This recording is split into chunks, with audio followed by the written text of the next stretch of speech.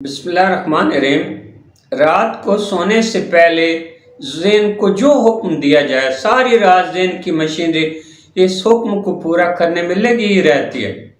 اکثر لوگ اپنے دوستوں سے اپنی بیکاری، بے روزگاری، اپنی پریشانی کا تذکرہ کرنے کے بعد ذہن کو ان باتوں کو اپنے ذہن پر سوار کر کے سو جاتے ہیں۔ ذہن ساری رات بدقسمتی کی راہیں بناتا رہتا ہے۔ اپنے آپ میں اعتماد پیدا کرنے کے لیے ذہن کے الٹے تار سیدھے کر دیے جائیں اور ذہن کو سبق یاد کرایا جائے۔ کیا سبق یاد کرایا جائے؟ یہ کہ میرے لیے آسانیاں پیدا ہوتی جا رہی ہیں، میرے لیے سبب پیدا ہوتے جا رہے ہیں۔ بے شک ہر طرف سے دھتکارا جا رہا ہوں، لیکن اپنے آپ کو خود کلامی کے ذریعے کہیں کہ مجھ میں دوستی کے بہت جراثیم ہیں۔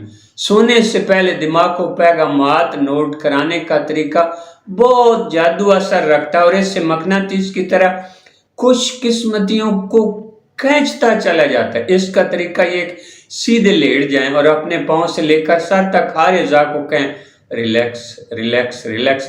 جب سارا جسم ریلیکس ہو جائے تو آہستہ آہستہ اپنے آپ کو پیغام ریکارڈ کرائیں جو میں ابھی بتا رہا ہوں۔ ہر پیغام کو 5 منٹ تک دہراتے رہیں حتیٰ کہ ذہن میں سبق یاد ہو جائے۔ نمبر 1، میں روز بروز پر اعتماد ہوتا جا رہا ہوں۔ نمبر 2، میں تنقید کو خندہ پیشانی سے قبول کرتا ہوں۔